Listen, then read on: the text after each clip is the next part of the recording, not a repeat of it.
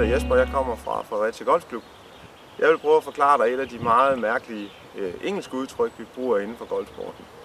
Jeg vil prøve at forklare dig, hvad begrebet pay and play betyder.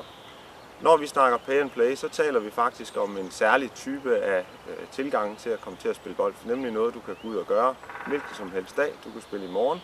Det drejer sig om, er som ordene siger, nemlig du betaler, og så spiller du. Man skal ikke være medlem af nogen klub.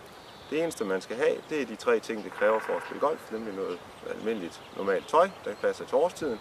Og så skal du finde din bane. Det er en pay and play bane. Og så skal du selvfølgelig have noget udstyr, hvilket du næsten altid kan låne eller leje hos en klub, der har en pay and play bane. Så vi glæder os til at se dig på en pay and play bane i en af vores klubber i Danmark i morgen.